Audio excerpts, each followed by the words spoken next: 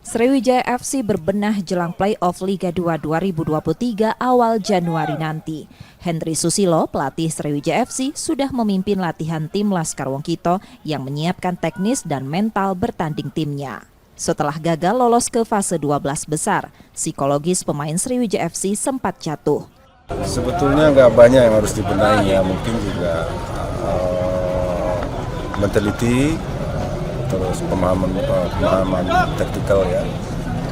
Tapi menurut saya mentality ya yang harus dibenahi. Jadi artinya